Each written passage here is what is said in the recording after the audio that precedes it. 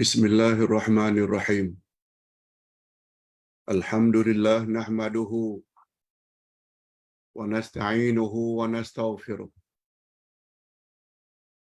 Wa na'udzu billahi min shururi anfusina wa min sayyiati a'malina.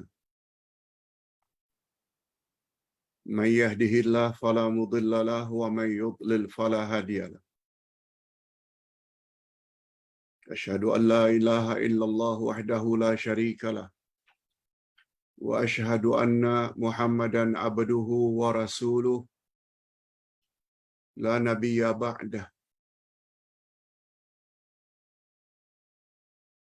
Allahumma salli wa sallim ala nabiyyina Muhammad wa ala alihi wa sahbihi ajma'in, amma ba'd. Hadirin dan hadirat serta para pemirsa yang saya hormati, Assalamualaikum warahmatullahi wabarakatuh.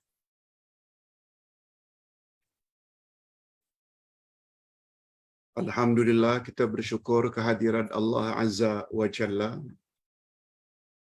Berkat taufiknya kita dapat meneruskan lagi majlis ilmu kita dengan nama Allah yang ke-80 menurut urutan tertib Al-Asma'ul Husna yang kita pelajari dari awal,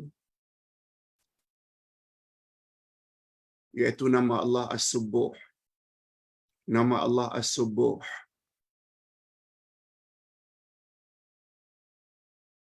As-Subuh maknanya Allah yang Maha Suci. Nama Allah As-Subuh ini mempunyai keistimewaan yang tersendiri jika dibandingkan dengan nama-nama Allah yang lain. Salah satu nama Allah yang sangat istimewa.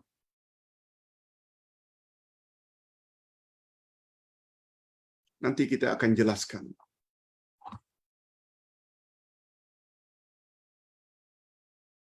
Sila fokus dan beri konsentrasi. Penjelasan As-Subuh lebih kurang 40 minit. Sebab kita ada sesi tanya jawab. Ada 5 pertanyaan pada pagi ini. Yang kesemuanya juga penting untuk kita ketahui jawapannya. Yang terakhir kita akhiri dengan doa. Okey, kita terus saja kepada nama Allah As-Subuh. Pencerahan atau penjelasan tentang nama Allah As-Subuh. Pertama sekali, sungguh banyak dalil-dalil dari Al-Quran dan Sunnah Nabi yang menyebut tentang nama Allah As-Subuh.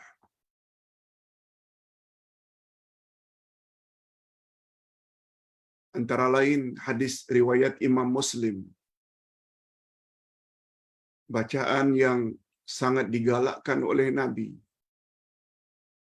untuk dibaca ketika rukuk dan sujud. Selain daripada doa-doa tertentu, sebagaimana kita sama-sama maklum, Subhan Rabbil Azim untuk rukuk, Subhan Rabbil A'la untuk sujud. Bagus kata Nabi, jika zikir-zikir tersebut diikuti dengan Subuhun Quddus Rabbul Malaikati Warruh. Subuhun Quddus Rabbul Malaikati Warruh. Engkau Tuhan yang Maha Suci daripada kekurangan dan hal-hal yang tidak layak bagi kebesaranmu. Itu makna subuh. Engkau Maha Suci daripada segala kekurangan dan sifat-sifat yang tidak layak bagi kebesaranmu. Kudus, Maha Agung, Rabbul Malaikat Warruh, Tuhan semua malaikat, Tuhan semua malaikat, Warruh dan Jibril. Disebut roh dengan makna Jibril karena Jibril adalah jenis malaikat yang paling utama, sehingga dikatakan bahwa Jibril penghulu semua malaikat.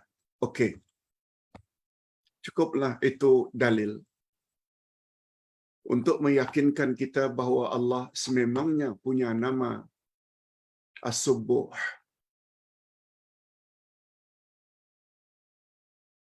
Makna As-Subuh. As-Subuh menurut bahasa termasuk ke dalam abniyah al-mubalaghah, iaitu bentuk yang bersangat-sangatan sucinya Allah, bersihnya Allah dari kekurangan, bersangat-sangatan. Maknanya suci Allah dari segala kekurangan, keaiban dan kecacatan secara mutlak. Itu maknanya abniyah al-mubalaghah. Jadi perkataan subhana, maha suci, dengan maksud tanzih, iaitu pensucian. Juga dengan makna at-ta'zim, pengagungan. Juga tasbih dengan makna at-takbir, membesarkan, mengagungkan. Dan juga membawa makna al-ib'ad, menjauhkan Allah daripada segala sifat-sifat kekurangan dan kecacatan. Yes. At-tanzih, at-ta'zim, at-takbir, al-ib'ad. Ingat, itu semua tercakup di dalam perkataan tasbih.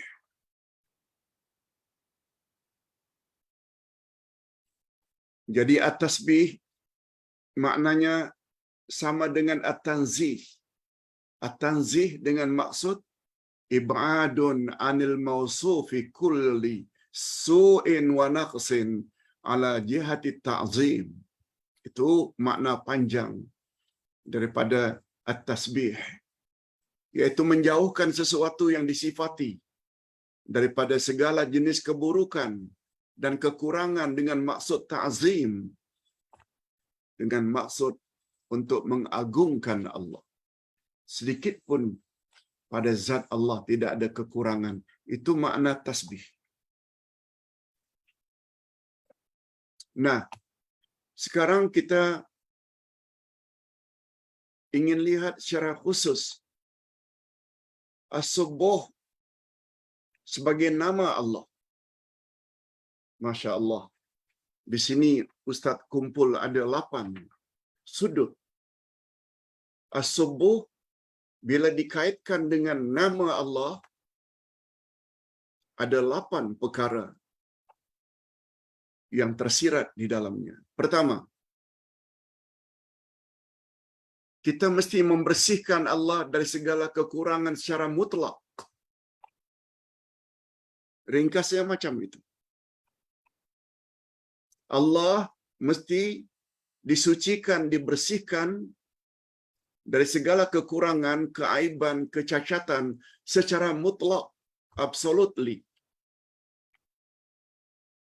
Sama ada kekurangan pada zatnya, sama ada kekurangan pada perbuatannya, sama ada kekurangan pada namanya, sama ada kekurangan pada sifatnya, semua mesti kita bersihkan daripada Allah.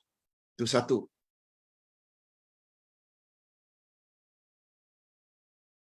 Itu sebabnya implikasi atau ekoran serta lanjutan daripada keyakinan ini, nama-nama dan sifat-sifat Allah jangan ditakwilkan kepada makna lain. Kalau Allah kata dia bersemayam, katakan bersemayam. Yang penting bersemayamnya Allah tidak sama dengan bersemayamnya makhluk. Titik. Jangan ditanya bagaimana. Yang pasti bersemayamnya Allah tidak sama dengan bersemayamnya makhluk. Tak perlu dirubah. Tak perlu ditakwil kepada makna lain. Jangan. Jangan katakan Allah itu bersemayam. Tapi artikan bersemayam dengan makna Allah itu memerintah. Siapa kata? Allah tak kata macam itu. 7 kali dalam Quran Allah menyebut tentang sifatnya istawa, bersemayam. Sebagaimana yang kita selalu baca. Yang kedua, kita mesti membersihkan Allah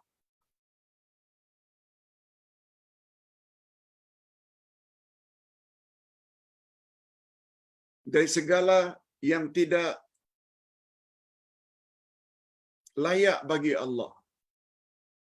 Kita mesti bersihkan Allah dari segala yang tidak layak bagi Allah. Sama ada dari sudut rububiyahnya atau uluhiyahnya. Uluhiyah maknanya hanya dia saja yang mesti disembah, tidak boleh kepada yang lain. Rububiyah pula perbuatan-perbuatannya. Tak ada yang boleh menyamai. Dia mencipta langit dan bumi, dia mengatur cakrawala ini, alam ini. Dia yang menghidupkan, dia yang mematikan. Kerja-kerja itu tak boleh kita bagi kepada selain Allah. Syirik hukumnya. Kalau itu namanya syirik rububiyah. Seperti keyakinan. Kononnya pawang dapat mengalihkan hujan ke tempat lain. Syirik rububiyah.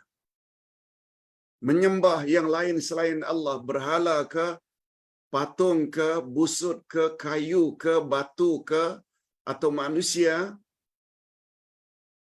itu namanya syirik uluhiyah. Sebab yang mesti disembah hanya Allah saja. Okey. Selanjutnya, kita juga mesti membersihkan Allah dari segala urusan.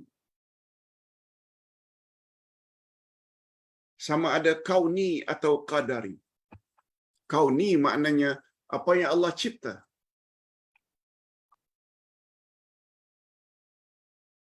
Kita mesti bersihkan.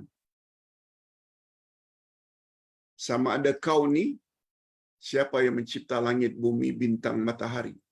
Allah. Tidak ada duanya. Itu kauni. Allah cipta si fulan itu dalam bentuk ini, dalam bentuk itu. Ada yang laki-laki, ada yang wanita, ada yang rendah, ada yang tinggi, ada yang putih, ada yang hitam, ada yang handsome, ada yang kurang handsome, ada yang cacat. Semuanya itu kauni, Allah yang cipta. Begitu juga qadari. Takdir kita, Allah dah tahu dah sejak azali lagi. Kita mesti bersihkan Allah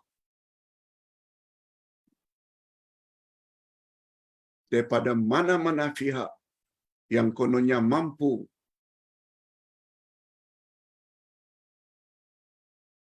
berbuat sebagaimana yang Allah buat. Sama ada kauni atau qadari.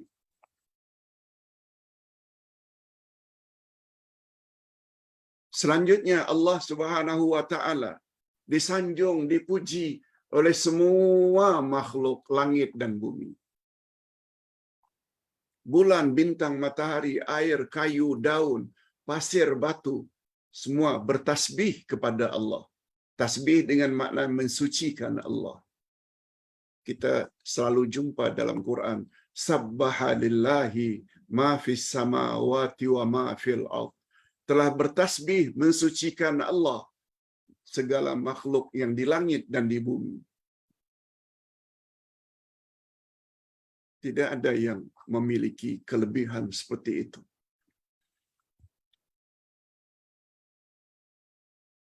Selanjutnya kita mesti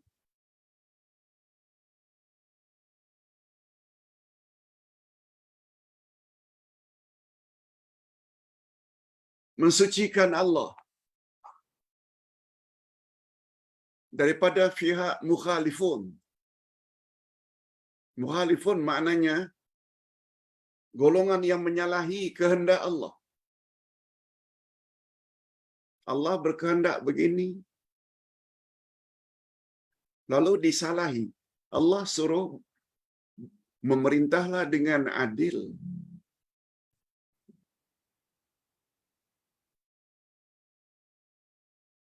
Mana-mana pihak yang berbuat zalim, Allah Maha Suci daripada kezaliman. Itu maknanya puak yang menyalahi. Al-mubtilun, golongan yang batil. Lebih-lebih lagi golongan musyrikun yang berbuat syirik. Kita mesti jauhi golongan-golongan itu. Sama ada mukhalifun yang menyalahi kesucian Allah dari segala sudut, musyrikun mensucikan Allah dari sudut uluhiyahnya, mubtilun yang mengajak kita jauh daripada siratal mustaqim. Kita kena bersihkan diri kita daripada kelompok-kelompok tersebut.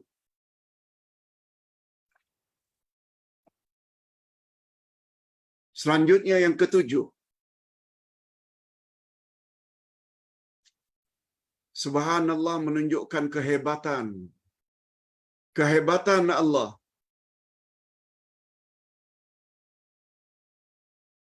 Sebab kehebatan Allah itu tidak ada taranya. Tidak ada tolok bandingannya.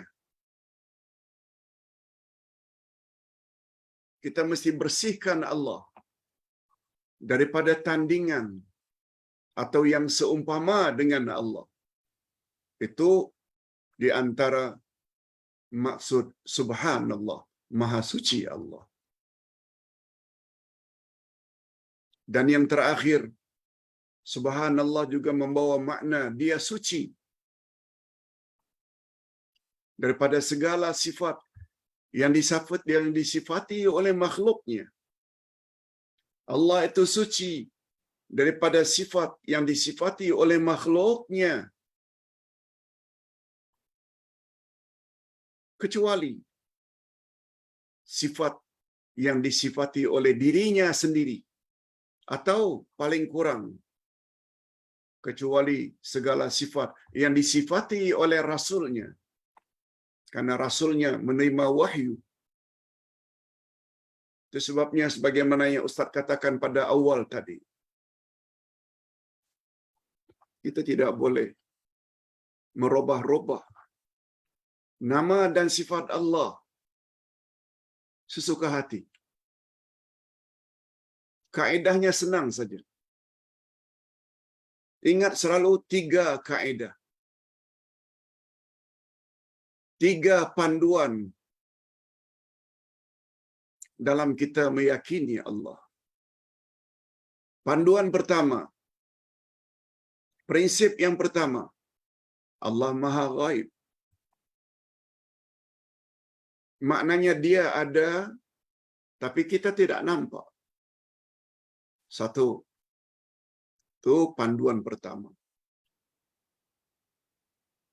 Siapa yang mendakwa dia selain percaya kepada Allah, juga dia melihat Allah di dunia, orang itu sesat.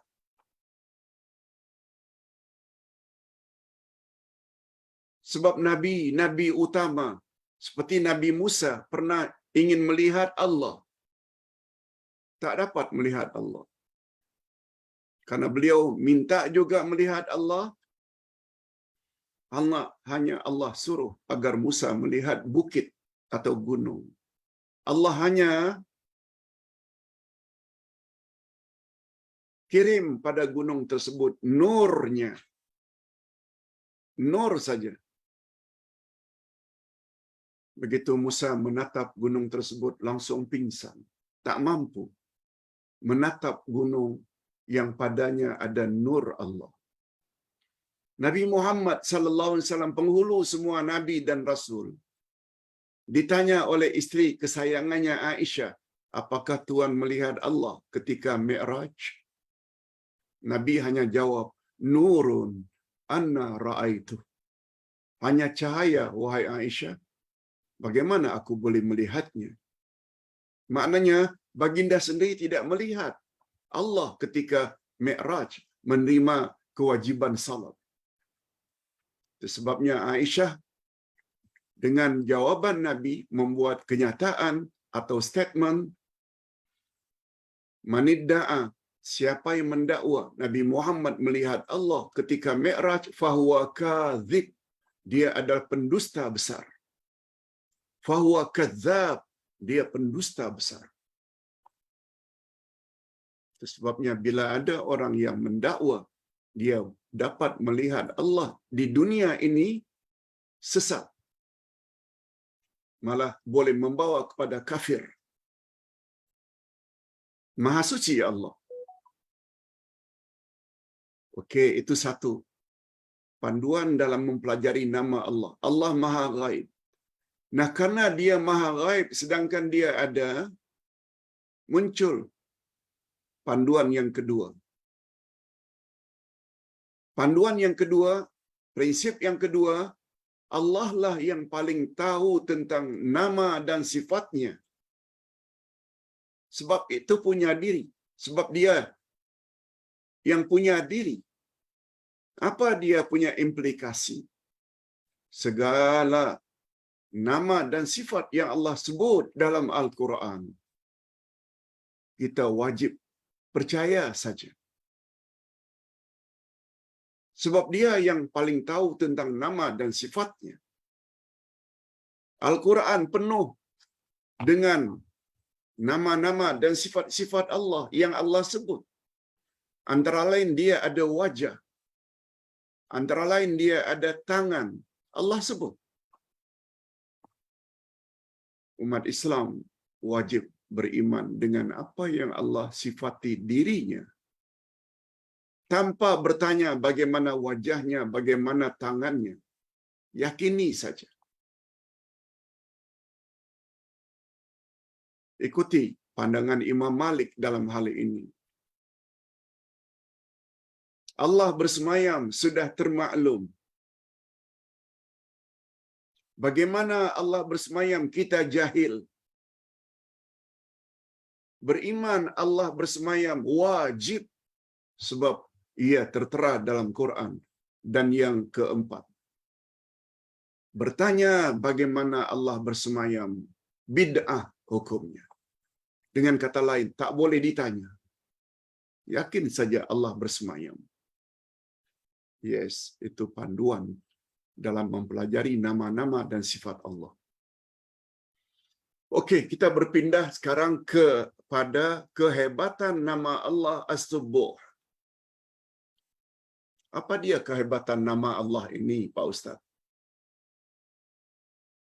Di antara kehebatan nama Allah As-Subuh, pertama, tasbih. As-Subuh yang diambil dari perkataan tasbih, mensucikan Allah. Dia adalah pengabdian kita kepada Allah yang paling agung. Pengabdian kita kepada Allah yang paling agung. Kita kena sucikan Allah.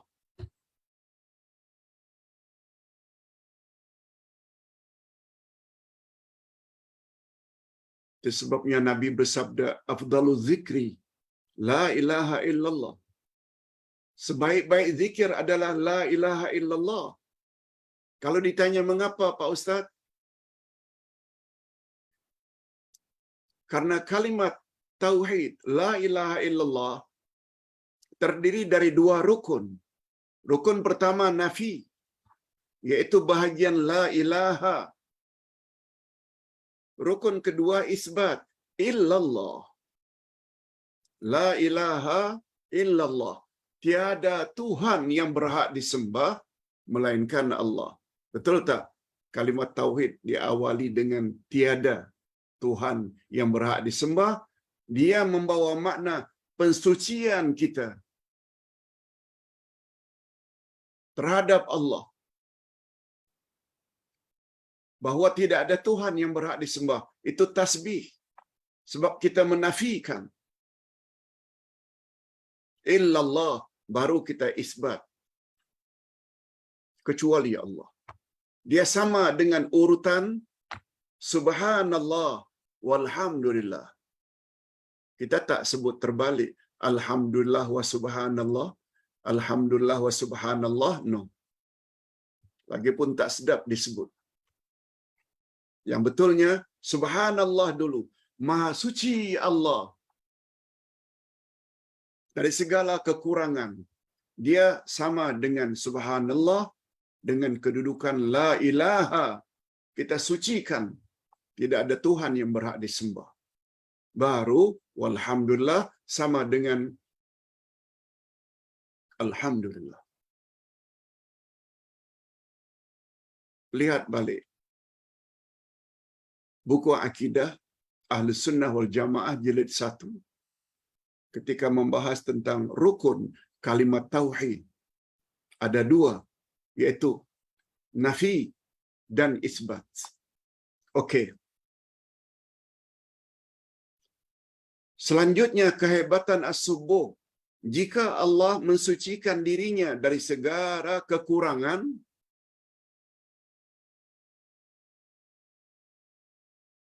apa yang tersirat di dalamnya?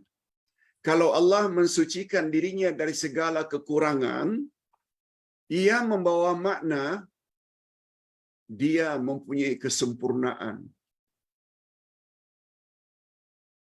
yang sangat-sangat sempurna. Dia memiliki kesempurnaan yang mutlak, itu maksudnya. Tidak ada sedikit pun kekurangan dan kecacatan pada diri Allah. Itu memberi makna dia mempunyai kesempurnaan yang mutlak. Absolutely.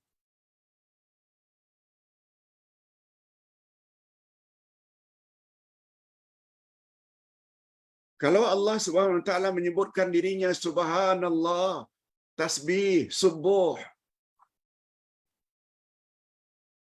itu bermakna terhalanglah semua pihak.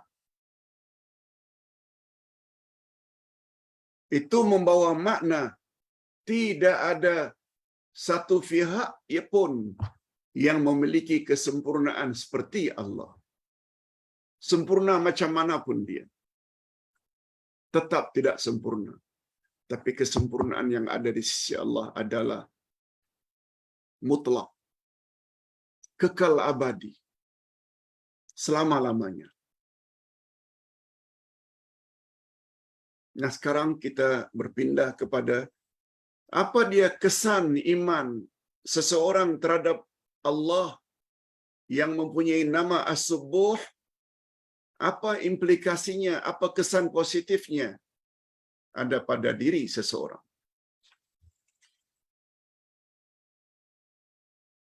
Coba kita perhatikan pada diri masing-masing. Kalau sudah mengetahui seperti itu makna as-subuh. Yang pertama sekali,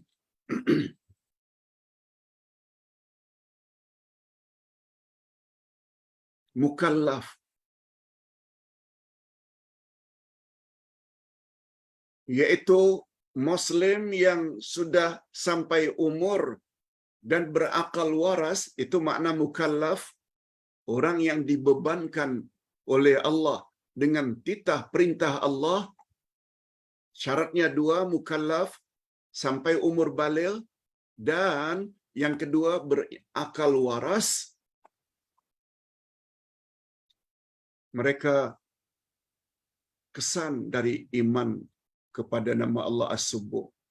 Mereka mesti bersihkan diri mereka daripada fitnah syubhat dan fitnah syahwat.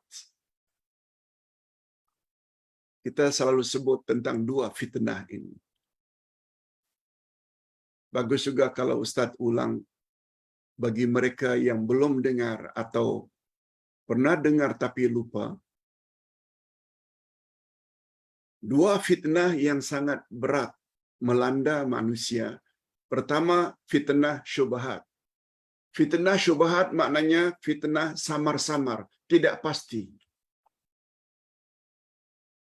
Penyebab seseorang dilanda fitnah syubhat karena kurang ilmu. Qillatul ilmi, cetek ilmu, dangkal ilmu. Dengan kata lain, jahil. Betul tak orang jahil, orang yang tidak punya ilmu, segala-galanya dia lakukan penuh dengan tanda tanya. Betul tak ya? Betul tak ya? Betul tak ya? Apa sebab? Karena jahil. Orang berilmu tak macam itu. Dia tahu pasti. Penyebab seseorang dilanda fitnah syubhat adalah karena kurang ilmu. Dan cara untuk mengatasinya adalah yakin. Yakin pula impossible, mustahil tercapai. Kecuali dengan belajar. Kecuali dengan berilmu. Kecuali dengan dalil dan hujjah. Barulah keraguan-raguan itu akan hilang. Quran cakap begini, hadis sahih cakap begini. Hilang keraguan. Itu sebabnya kita adakan setiap kali pertemuan sesi tanya jawab. Karena yang tanya itu ragu. Mohon pencerahan Pak Ustaz. Okey, kita tolong. Seberapa yang kita mampu. Itu fitnah syubhat. Fitnah syahwat pula penyebabnya lain lagi. Karena terlalu ikut hawa nafsu. Ingin kaya cepat. Ingin hidup senang. Ingin memuaskan nafsu seks.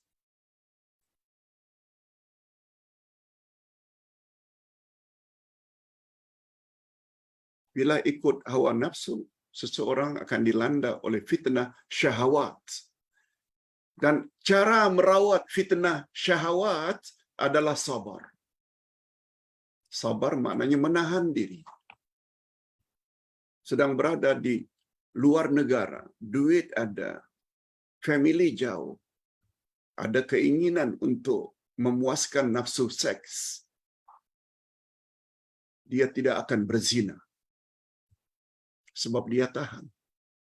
Ada peluang untuk korupsi, rasuah.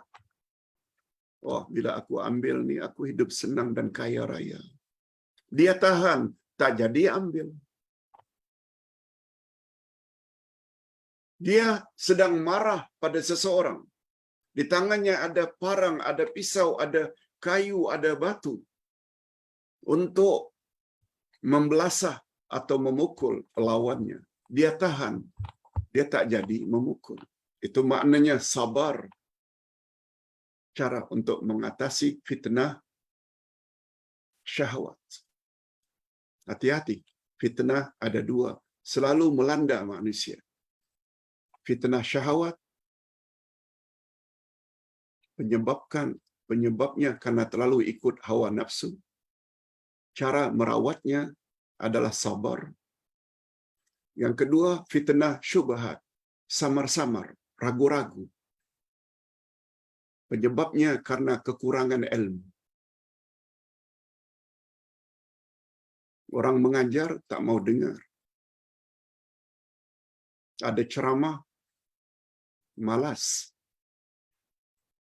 Dan cara untuk menghilangkan fitnah syubhat adalah cari ilmu sampai meyakinkan.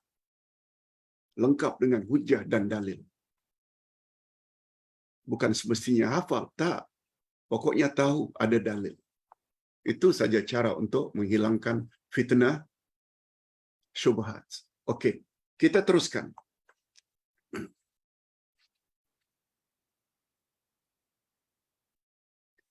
Demikianlah seterusnya tentang kehebatan nama Allah As-Subbuh.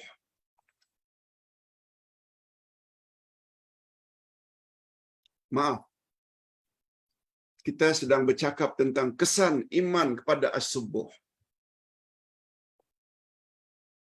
Pertama sekali, kita sebagai orang yang sudah sampai ke peringkat mukallaf, sebab kita dah baligh, kita ada akal, kita mestilah senantiasa berusaha menghindarkan diri dari fitnah syubhat dan fitnah syahwat. Tadi kita dah jelaskan. Yang kedua, tasbih adalah jenis ibadat yang paling tinggi.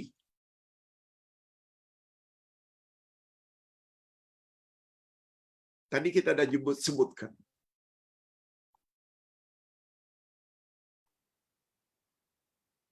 Dan tasbih juga kita kena yakin dapat melepaskan diri kita daripada kesempitan hidup.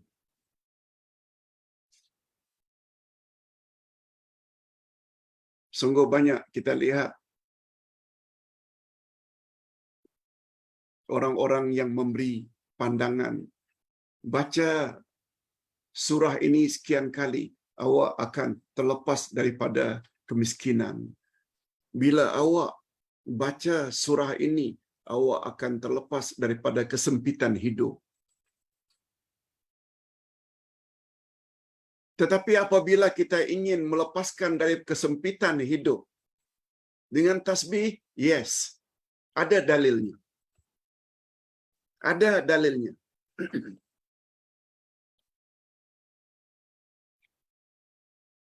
Sungguh banyak dalilnya. Tak perlulah Ustaz baca satu demi satu. Sila baca muka surat 708. Berdasarkan hadis Muslim,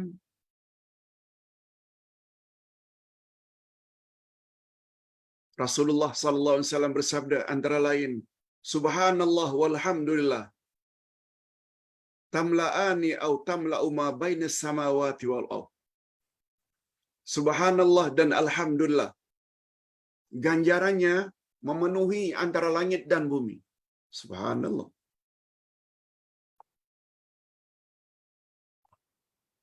Ustaz tambah, tidak tertera di sini. Hadis riwayat Bukhari dan Muslim.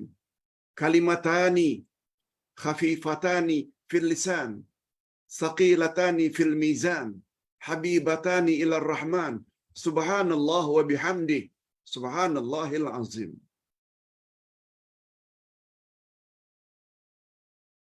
Dua ungkapan sangat ringan diucap lidah, sangat berat. Dua ungkapan itu di dalam mizan timbangan pada hari berhisab. Sangat berat. Dan dua ungkapan itu sangat dicintai, disukai oleh Allah yang Maha Pengasih. Dua ungkapan itu ialah subhanallah wa bihamdi, subhanallahil azim. Semuanya diawali dengan subhan. Hadis riwayat Bukhari Muslim.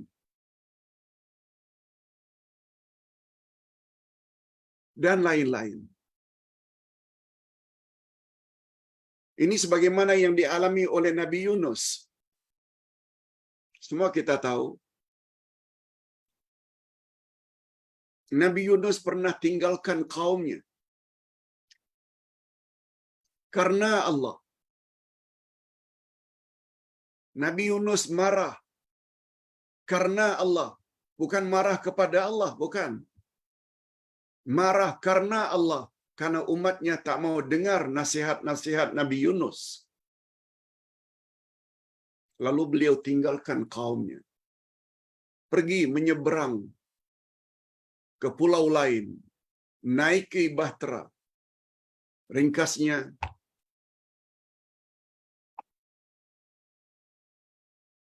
Nabi Yunus dilempar ke dalam laut. Ceritanya panjang.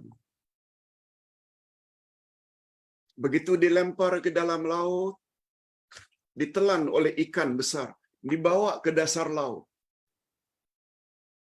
Bayangkan, Nabi Yunus berada dalam perut ikan.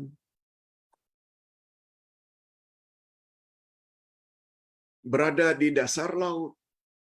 Begitu gelap, sempit. Beliau mohon pada Allah. La ilaha illa anta, subhanaka, inni kuntu minaz zalimin. Nabi Yunus berdoa kepada Allah dengan doa usana, doa sambil menyanjung Allah, memuji Allah. La ilaha illa anta, tiada Tuhan yang berhak disembah melainkan Engkau. Itu tauhid. Subhanaka, maha suci Engkau ya Allah. Tasbih. Inni kuntu minaz zalimin. Aku mengaku bahwa aku telah berbuat zalim, meninggalkan kaum tanpa izin-Mu ya Allah. Aku telah buat dosa. Ini mengandung makna pengiktirafan bahwa kita banyak buat dosa.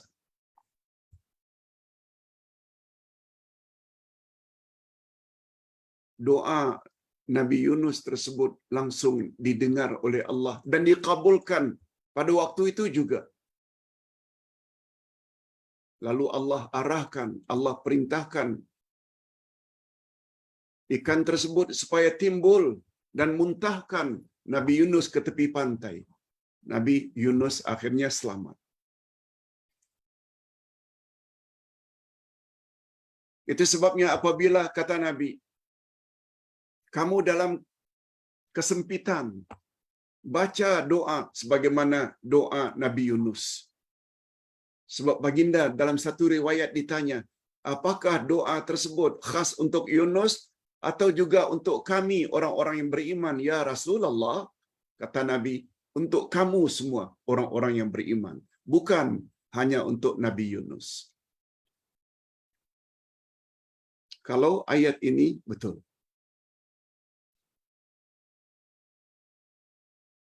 Boleh kita lihat dalam surat Al-Anbiya ayat 87-88 tentang doa yang dibaca oleh Nabi Yunus. La ilaha illa anta subhanaka inni kuntu minaz zalimin. La ilaha illa anta itu tauhid, mengesahkan Allah. Subhanaka, tasbih, mensucikan Allah. Inni kuntu minaz zalimin, pengakuan bahwa kita telah berbuat dosa. Tiga unsur itu sangat mustahak ketika berdoa. Mantapkan tauhid, mantapkan tasbih, akui kesalahan di hadapan Allah. Nescaya doa kita akan dikabulkan oleh Allah. Cuma bila ustaz kaitkan dengan tasbih, bila ustaz kaitkan dengan tasbih, coba lihat ayat 143, 144 dari surat As-Saffat. As-Saffat, surah yang ke-37. Ayatnya, ayat 143, 144. Apa kata Allah? Menyebut tentang tasbih. A'udzubillahi minasyaitonirrajim. Walaula annahu kana minal musabbahin. Ustaz ulang. Walaula annahu kana minal musabbihin. Al-musabbihin. Lalabitha fi batnihi ila yaumi yub'asun. Coba dengar baik-baik terjemahan ayat. Kalaulah sekiranya dia, yakni Yunus, tidak termasuk kepada orang-orang yang banyak bertasbih mensucikan Allah. Kalaulah tidak karena tasbihnya Nabi Yunus, niscaya dia, yakni Yunus, akan tetap tinggal di perut ikan itu sampai hari kiamat. Tadi kita dah sebut, dalam doa Nabi Yunus itu ada tauhid, la ilaha illa anta, ada tasbih, subhanaka, ada pengiktirafan terhadap dosa, inni kuntu minaz zalimin. Lalu Allah Subhanahu wa taala dalam ayat ini menyebut, kalaulah bukan karena tasbihnya Nabi Yunus, subhanak, kalaulah bukan disebabkan itu, niscaya kami akan letakkan Yunus dalam perut ikan itu hingga hari kiamat. Nampak tak betapa hebatnya tasbih? Oleh sebab itu banyak-banyaklah membaca subhanallah, subhanallah, subhanallah, subhanallah. Apalagi diikuti dengan subhanallah wa bihamdihi, subhanallahil azim, subhanallah wa bihamdihi, subhanallahil azim. Ustaz kira untuk sesi pertama tentang pencerahan nama Allah As-Subuh cukup sampai di sini dulu. Kita dah jelaskan lebih kurang 45 minit. Nah, berikut ini kita ingin perjelaskan pula pertanyaan-pertanyaan yang masih diragukan oleh jemaah.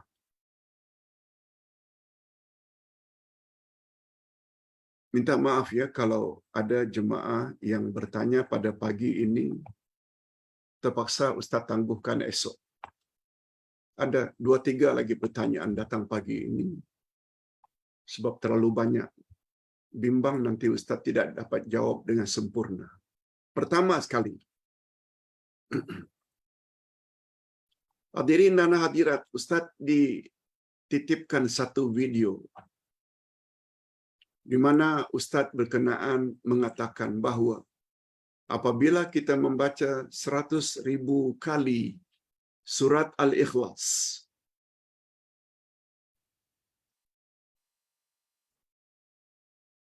niscaya terhapuslah segala dosa kita. Betul ke Pak Ustaz statement itu? Jawaban ringkas Ustaz.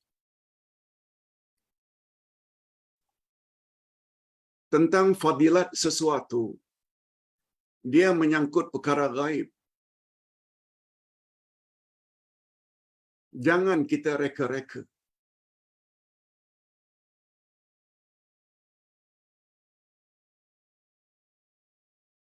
Pengampunan dosa, ada yang mengatakan sampai 80 tahun dosa terdahulu dihapus bila kita membaca selawat-selawat tertentu. Semua itu adalah hadis palsu.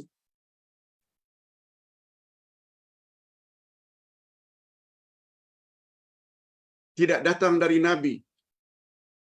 Itu sebabnya pakar hadis mengatakan la aslalah. Tidak ada sumbernya dari Nabi. Nabi cakap begitu tak ada. Walau kita tak nafikan berselawat itu besar fadilatnya. Antara lain hadis sahih, siapa berselawat kepadaku 1 kali, Allah lalu berselawat kepadanya 10 kali. Selawat Allah maknanya Allah cucuri rahmat dan rahmat dan barakah dalam hidupnya.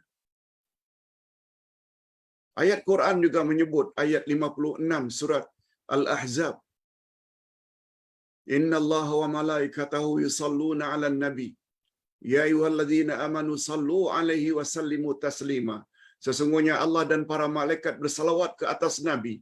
Oleh sebab itu, hai orang-orang beriman, bersalawatlah dan beri salamlah pada Nabi. Kita tak nafikan besar fadilat salawat. Sebagaimana besarnya fadilat membaca surat Al-Ikhlas. Kata Nabi, siapa membaca surat Al-Ikhlas 1 kali, sama dengan dia membaca 1/3 Al-Quran, yakni 10 juz, pahala yang dia layak terima. Tapi dengan mendakwa membaca surat Al-Ikhlas 100,000 kali atau 10,000 kali, terhapus dosa-dosanya, tidak pernah datang dari Nabi.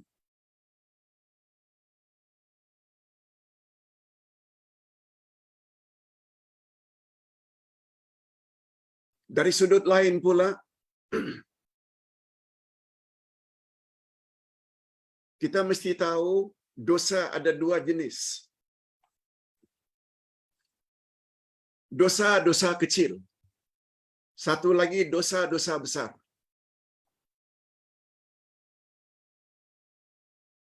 Dosa-dosa kecil boleh terhapus dengan amal saleh.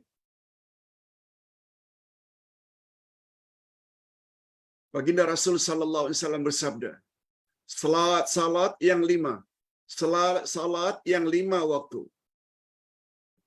Jumaat ke Jumaat berikutnya, Ramadan ke Ramadan berikutnya, adalah penghapus dosa. In between, di antaranya, selagi dosa itu bukan dosa besar. Terhadap hadis-hadis ayat Quran dari surat Ar-Ra'd menyebut, Innal hasanati yudhibna sayyi'at. Sesungguhnya amal-amal baik dapat menutup amal-amal jahat. Tapi itu semua terbatas pada dosa-dosa kecil. Ya kan, jangankan membaca surat Al-Ikhlas sekian kali,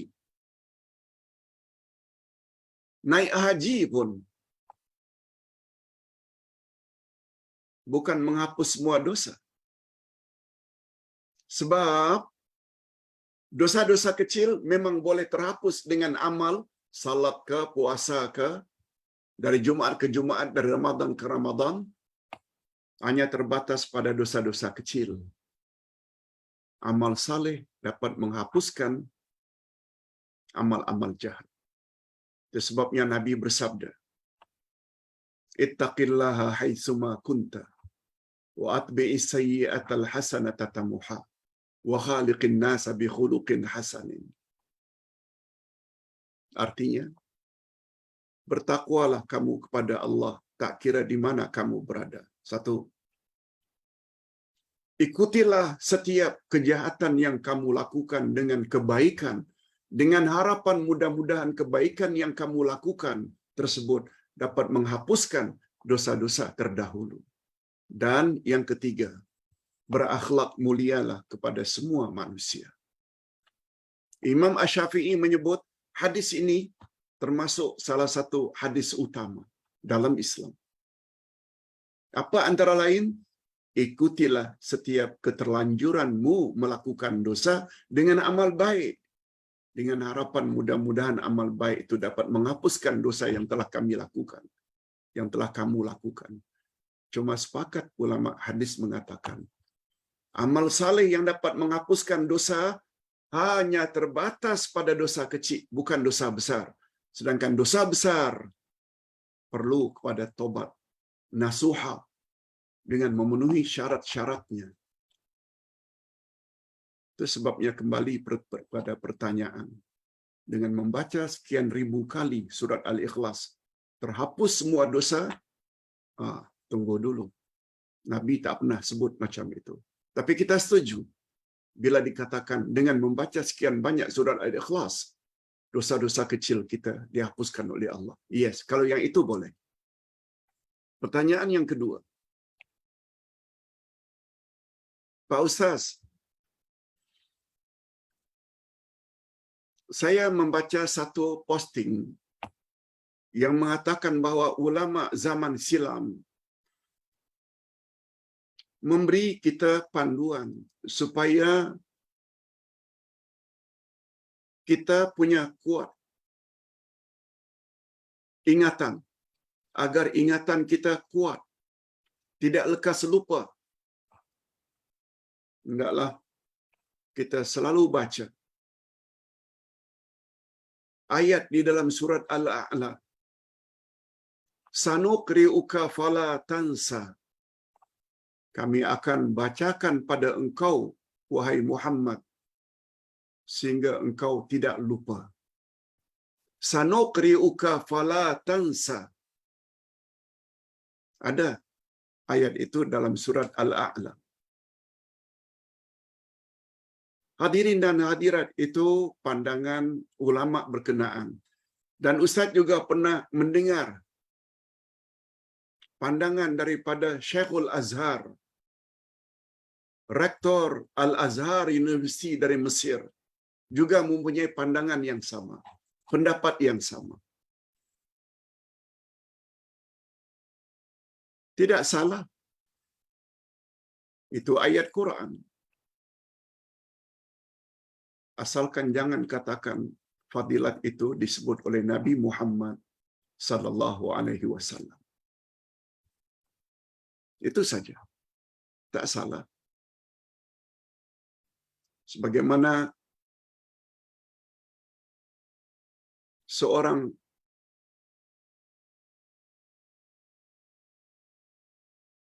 ulama di Malaysia, tak perlu Ustaz sebutkan nama beliau karena beliau telah meninggal dunia, punya pandangan. Beliau salah seorang pakar dalam rawatan Islam.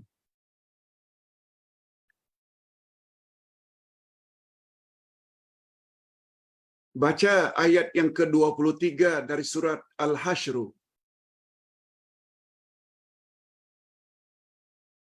Supaya anak-anak menjadi lembut hatinya.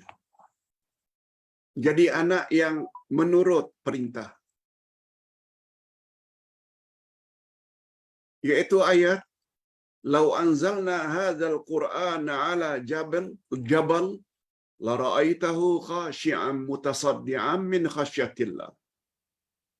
Wa tilkal amsalu nadribuha lin-nas la'allahum yatafakkarun.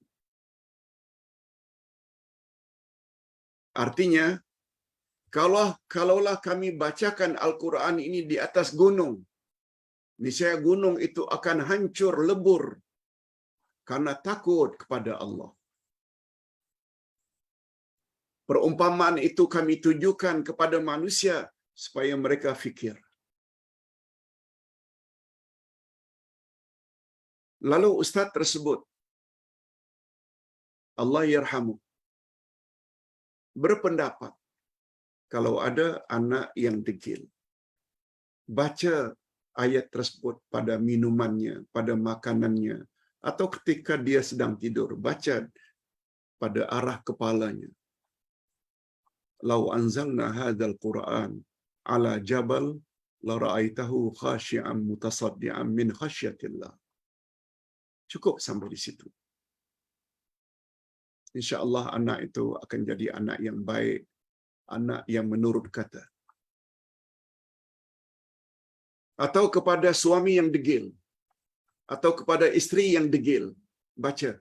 Itu pendapat Allah yarham. Bagi ustaz itu tidak salah, sebab itu ayat Quran. Dan ayat Quran memang penawar. Apalagi yang ada kaitannya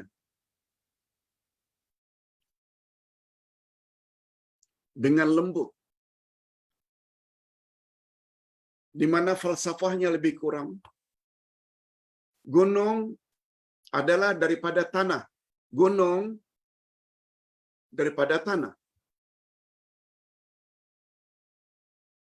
Manusia juga dibuat daripada tanah. Gunung yang sekeras itu tuh, Allah sebut, bila Quran diturunkan pada gunung tersebut, gunung itu akan hancur lebur. Keras gunung itu akan berakhir. Oleh sebab itu, bila ayat tersebut dibaca pada manusia yang juga berasal daripada tanah, diharapkan akan hilang keras hatinya. Sehingga menjadi orang yang lembut, orang yang menurut, orang yang patuh, orang yang taat. Wallahu a'lam. Tidak ada salahnya, tapi jangan kata itu datang dari Nabi amalan itu. Pak Ustaz, ini pertanyaan satu lagi. Apa hukum nikah seorang syarifah dengan bukan sayyid? Maknanya keturunan Nabi Syarifah sepatutnya kawin dengan Sayyid. Itu keturunan Nabi dari sudut laki-laki, Syarifah dari sudut wanita. Ada yang mengatakan tak boleh. Malah ada yang mengatakan sampai tak sah. Malah ada yang mengatakan itu bermakna Allah telah berbuat dosa. Mohon pencerahan Pak Ustaz. Lalu kepada Ustaz dikirim satu artikel yang menyebut perkara itu. Yang bertanya pun rasa macam pelik Pak Ustaz. Walaupun yang bertanya itu seorang syarifah.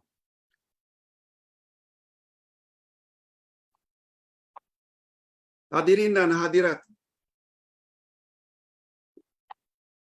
jawaban ini tak ada kena-mengena ya dengan isteri Ustaz Abdullah Yassin, seorang syarifah.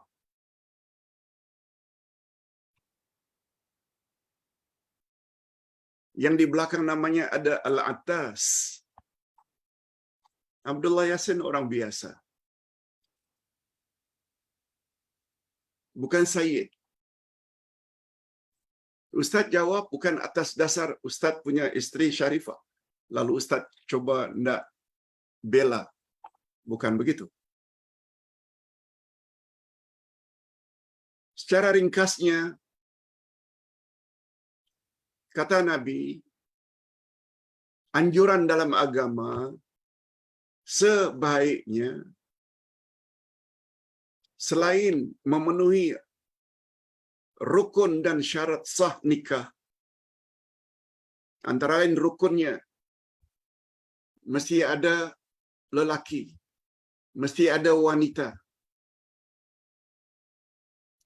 Perkawinan dalam Islam bukan wanita dengan wanita, bukan laki-laki dengan lelaki. Mesti ada pemudanya, mesti ada pemudinya, mesti ada wali, mesti ada saksi, mesti ada akad, ijab kabul. Itu rukun. Dan sangat digalakkan dalam Islam supaya sekufu. Sekufu maknanya setaraf. Bila ditanya apa maksud setaraf tersebut, bahasa kita sepadan. Nanti kita jelaskan. Hadirin dan hadirat, sepadan yang paling utama dalam perkahwinan adalah atas dasar agama dan akhlak. Agama dan akhlak, budi pekerti, bukan keturunan.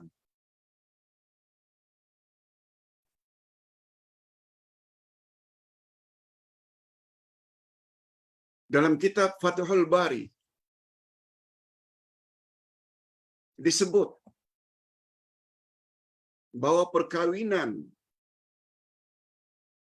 antara keturunan Nabi ini, yang Sayyid perlu ambil syarifah, yang syarifah perlu ambil Sayyid, tidak ada asalnya dari Nabi sallallahu alaihi wasallam. La aslala. Tidak datang dari Nabi. Sebab Nabi Muhammad sallallahu alaihi wasallam pernah mengawinkan anak angkatnya yang bernama Zaid bin Harithah. Harithah itu budak. Zaid anaknya juga budak. Diangkat oleh Nabi. Lalu Nabi pinang setelah Zaid anak angkatnya yang latar belakangnya hamba. Setelah dewasa dipinang oleh Rasulullah sallallahu alaihi wasallam bapa angkatnya untuk kawin dengan Zainab binti Jahash. Zainab binti Jahash adalah dari kalangan orang bangsawan, Quraisy, orang merdeka. Akhirnya terjadi perkawinan. Di mana letaknya?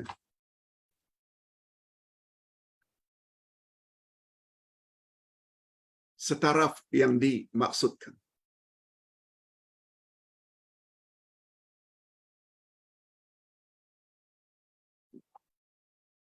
Begitu juga Utsman ibnu Affan. Mengawini bukan satu orang, tapi dua orang anak Nabi Muhammad sallallahu alaihi wasallam yang begitu mulia keturunan Nabi Muhammad. Kawin dengan Utsman ibnu Affan. Tidak setaraf dengan keluarga Nabi. Ini pula kita mendakwa Syarifah mesti dapat Sayyid sama-sama keturunan Nabi, atau Sayyid mesti dapat Syarifah. Itu yang dikatakan oleh penyusun Fathul Bari dari Sahih Bukhari. La aslala, tidak ada. Yang ada dan datangnya secara sahih, sabda Nabi, tungkahum ra'ah li arba'. Wanita dikawini karena 4 sebab. Karena kecantikannya, karena kekayaannya, karena keturunannya, dan karena agamanya. Lalu apa kata Nabi? Fazfar bizatid din taribat siadak. Utamakan faktor agama, pasti kamu beruntung. Agama. Oleh sebab itu, orang Melayu boleh kawin dengan orang Amerika, boleh kawin dengan orang Australia, boleh kawin dengan orang Korea, boleh kawin dengan orang British, orang Rusia, yang mustahak mereka mesti masuk Islam dulu. Agama yang mesti utama. Begitu juga kata-kata Nabi kepada wali yang punya anak atau yang mempunyai cucu. Para wali, maknanya wali nikah, yang berhak mewalikan suatu pernikahan. Wali, bila datang kepadamu seorang lelaki yang baik agamanya dan baik akhlaknya, terima pinangannya. Sebab bila kamu tolak, akan timbul fitnah berkepanjangan. Nabi sebut agama dan akhlak.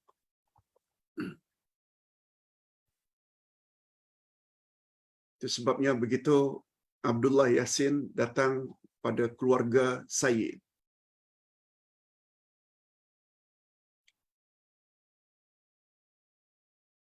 ingin mengawini anaknya. Padahal Abdullah Yasin bukan Sayyid. Kebetulan ketika itu baru selesai pengajian di Madinah. Rupanya keluarga itu lihat latar belakang kita belajar agama di mana, akhlak kita bagaimana, lalu diterima dengan senang hati. Tanpa mewajibkan mesti pasangan bagi Syarifah anaknya mesti Sayyid. Ya, sekedar itu. Mudah-mudahan ada manfaatnya. Sekali lagi, tidak sah atau berdosa bila Syarifah kawin bukan Sayyid, atau Sayyid bukan pada Syarifah. Tidak ada dalilnya yang kokoh. Tak ada. Yang paling utama menjadi ukuran kufu sepadan adalah agama dan akhlak. Hadirin dan hadirat rahimakumullah.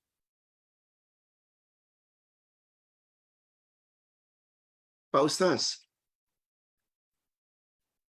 saya masuk hospital baru-baru ini karena di tangan saya ini ada benda yang dapat menghalang air sampai.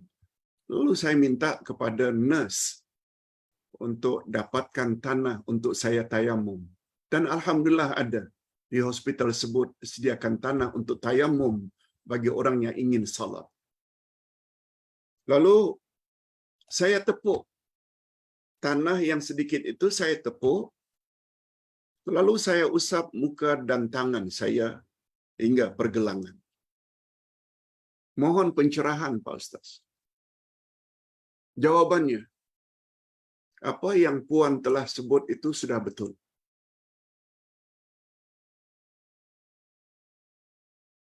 Sebab dalam agama Islam ada hukum yang namanya azimah dan ada hukum yang namanya rukhsah. Azimah ni maknanya hukum asal. Seperti umpamanya sabda Nabi. Ketika salat fardu, kamu mesti qiyam, berdiri tegak. Tapi bila kamu uzur, sakit lutut, atau atas sebab-sebab tertentu, sakit pinggang, kamu boleh duduk. Sama ada duduk di atas kursi atau duduk di atas sejadah. Nah, boleh duduk ini namanya rukhsah, hukum kelonggaran, hukum keringanan. Hukum asalnya berdiri untuk salat fardu, ya. Untuk salat sunat tidak wajib berdiri. Boleh duduk. Hanya saja bila kita mampu berdiri, lebih memilih duduk, salat sunat kita dapat setengah markah. Karena kita mampu berdiri. Tapi bila kita mampu berdiri, lebih memilih untuk duduk, tidak sah untuk salat fardu. Tapi bila kita uzur, boleh duduk. Itu rukhsah. Tidak sah salat tanpa wuduk. Betul, itu hukum azimah. Azimah maknanya hukum asal. Tapi bila kamu sakit atau ketiadaan air, kamu boleh tayamum. Tayamum itu namanya rukhsah, hukum kelonggaran. Nah, macam mana tayamum, Pak Ustaz?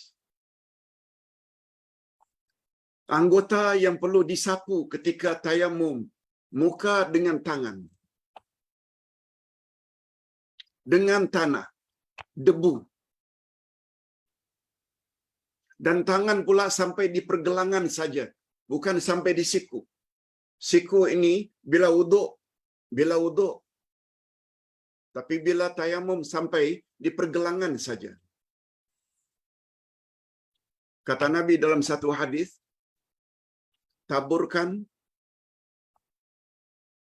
sedikit tanah di atas tisu. Ambil tisu,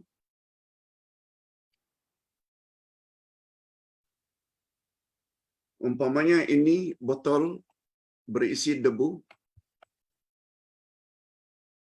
sudah ditabur, tangan letakkan di atas tisu, sekali, dafa'atan wahidah. Dafa'atan wahidah, lalu Nabi sebut, sapu mukamu dari atas, bawa ke bawah.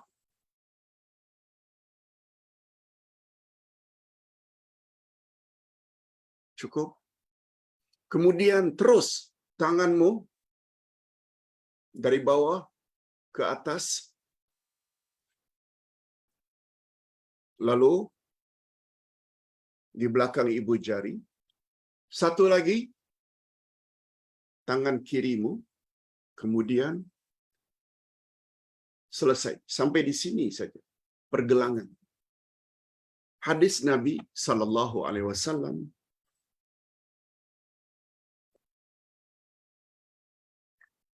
Sila lihat penjelasan ini dalam buku Ustaz Panduan Salat. Ustaz ada sebut panduan tayamum seperti itu. Cukup dafa'atan wahidah. Sekali tepuk boleh untuk muka dan tangan. Jangan fikir, oh kan itu mustakmal, mengapa bekas muka letak? Nabi yang sebut. Tak dengar cakap siapa. Jangan reka-reka. Andai kata tidak buat 2 kali, juga boleh. Sekali pun dah cukup. Islam itu agama mudah, bukan agama susah. Itu sebabnya Ustaz selalu sebut, makin kita dalami ilmu Islam dari Quran dan Sunnah, dia semakin mudah, bukan semakin susah. Itu sebabnya kita mesti jauhi daripada fitnah syubhat. Apa sebab fitnah syubhat melanda? Karena cetek ilmu, kurang ilmu. Akhirnya ragu-ragu terus. Orang macam itulah yang jadi mangsa utama syaitan dan iblis. Senjata melawan iblis dengan ilmu, bukan dengan parang panjang. Hadirin dan hadirat rahimakumullah. Jadi kepada puan yang tanya tadi, ibu, mudah-mudahan cepat sembuh. Dan cara yang ibu buat tadi sudah betul.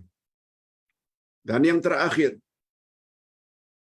Pak Ustaz, ada lagu yang sekarang ini sedang diviralkan di media sosial, yang kandungannya mencemuh perasuah.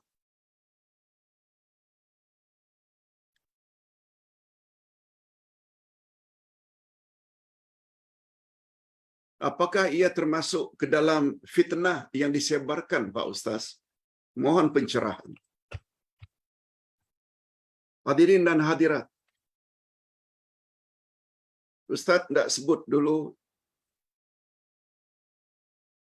secara prinsip. Kita tidak boleh mengkafirkan seseorang.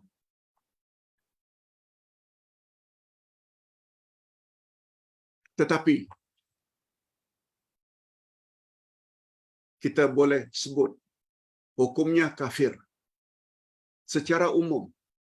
Siapa yang tidak beriman kepada Allah, kafir.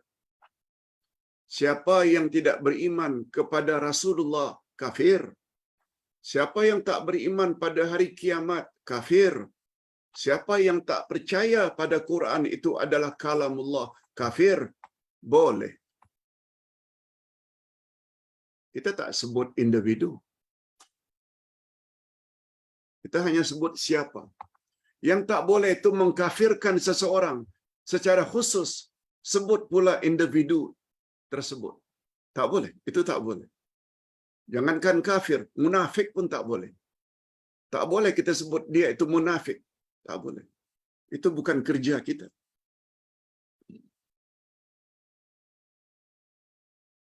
Siapa yang mungkir janji dia munafik?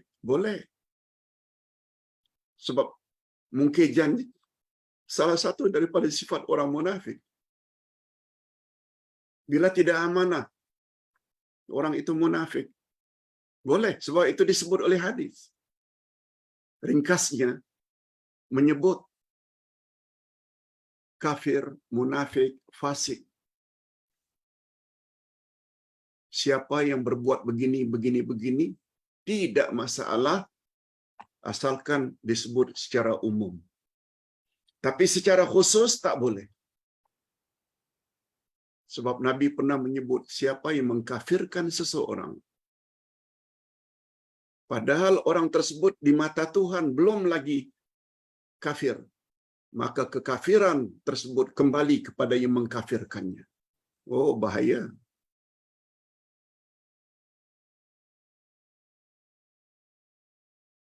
Oleh sebab itu, kalau sekedar kita menyanyikan sesuatu, minta agar orang ramai menjauhkan perasuah, jangan sayangi mereka, sebab mereka telah makan duit rakyat, tanpa menyebut individu. Tidak ada salahnya. Sebab Rasulullah bersabda, la'natullahi 'alar rashi wal murtashi. Allah melaknat dan mengutuk orang yang makan rasuah dan orang yang memberi rasuah. Memang Allah tak suka. Kalau kita nasihatkan orang ramai, jangan kamu sokong orang yang perasuah. Hadirin dan hadirat, dalam Islam,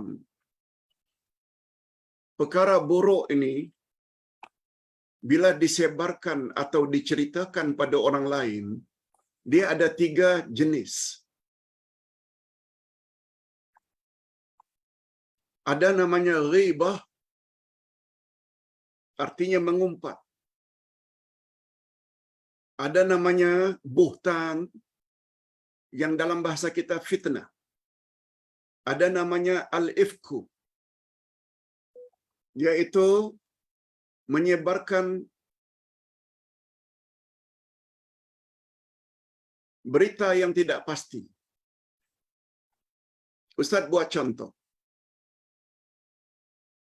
Nabi Muhammad sallallahu alaihi wasallam ditanya oleh sahabat, "Ya Rasulullah, ma huwal ghibah?" Wahai Rasul, apa itu ghibah? Yakni mengumpat. Ya Rasulullah, apa itu mengumpat, menggunjing? Lalu Nabi jawab, "Zikruka akhaka bima yakrah." Kau sebut tentang saudaramu seagama yang bila dia dengar dia marah. Apa yang kamu sebut itu? Oh, dia itu penipu lah, dia itu pembohong lah, dia itu begini dan begitu. Itu yang namanya mengumpat. Kamu menyebut keaiban saudaramu yang jika dia dengar dia marah. Lalu sahabat bertanya, "Bagaimana sekiranya ya Rasulullah? Apa yang disebut itu memang sifat buruk itu ada padanya?" Jawab Nabi, "Jika yang dia sebut itu sifat berkenaan memang ada pada orang itu yang namanya ghibah, mengumpat. Tapi bila yang dia sebut itu kepada kawannya tentang seseorang yang dia reka-reka padahal sifat buruk itu tak ada padanya, itu namanya buhtan. Buhtan bahasa kita fitnah. Yang kita reka-reka, lebih-lebih lagi bila dah dekat dengan pilihan raya, supaya kita menang dan kalah lawan politik, kita tuduh dengan bermacam-macam tuduhan. Itu buhtan. Sama dengan bahasa kita fitnah.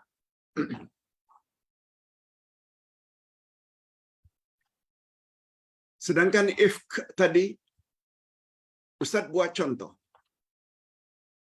Aisyah pernah dituduh telah berzina dengan Safwan. Ceritanya, Aisyah ikut rombongan Rasulullah. Di padang pasir,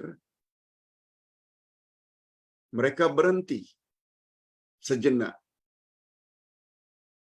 Lalu Aisyah ingin buang air, menjauh daripada rombongan. Waktu itu hari sudah petang. Tiba-tiba rombongan Rasulullah dan para sahabat berangkat. Aisyah tertinggal.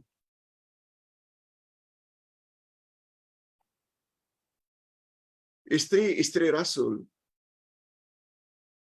begitu juga kaum wanita zaman itu, bila bepergian bersama, mereka akan berada di dalam salduk, yaitu rumah yang diletakkan di atas onta, macam kita lihat cerita-cerita Cina klasik, dipikul. Oh, di atas tu ada ratu atau putri yang tertutup. Itu salduk. Zaman Nabi juga macam itu. Untuk menghormati Aisyah, beliau letak di dalam salduk yang tertutup dengan tirai. Mereka tidak perasan, termasuk Nabi. Lalu berangkat, Aisyah tertinggal. Lalu hari pun malam, Aisyah mengambil sikap duduk saja. Kalau mereka nanti perasan, mereka akan kembali untuk menjemputnya. Ketika itu lalulah Safwan mengendarai kuda, ternampak benda hitam di tengah-tengah padang pasir. Mungkin bulan ketika itu bulan purnama. Begitu didekati, ternampak Aisyah. Ya Ummul Mukminin, mengapa ini boleh terjadi? Lalu diceritakan oleh Aisyah. Pendek cerita, Safwan yang ketika itu ingin menuju ke Madinah, minta supaya Aisyah naik ke atas kudanya, lalu Safwan berjalan sampai ke Madinah. Sampai di Madinah, orang-orang munafik, terutama Abdullah bin Ubay bin Salul, ketua orang munafik, sebarkan berita fitnah bahwa Aisyah telah berzina dengan Safwan. Ini namanya ifk, yang dipanggil dengan hadisul ifk. Sehingga datang ayat Quran menyebut bahwa Aisyah itu bersih, suci, untuk membela Aisyah. Turun ayat Quran tentang itu. Oleh sebab itu, bila ada rumaz atau ada berita sensasi bertebaran dalam masyarakat, itu namanya al-ifk. Hadirin dan hadirat, ketiga-tiga sifat buruk tersebut, ghibah mengumpat, buhtan fitnah, ifk, semuanya haram. Cuma sebagaimana yang Ustaz sebutkan tadi, bila menyebut secara umum, jangan kamu sokong orang perasuah, jangan kamu sokong orang-orang yang zalim. Itu Ustaz kira secara umum saja. Wallahu a'lam. Wallahu a'lam. Ini yang dapat Ustaz jawab. Mudah-mudahan ada manfaatnya. Kita akhiri dengan doa. Alhamdulillahirabbil alamin, wassalatu wassalamu ala asyrafil anbiya'i wal mursalin wa ala alihi wa sahbihi ajma'in. Rabbana ighfir lana dzunubana wa liwalidina warhamhum kama rabbawna shighara.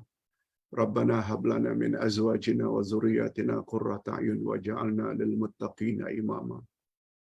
Rabbana ighfir lana dzunubana wa israfana fi amrina wa thabbit aqdamana wansurna 'alal qaumil kafirin.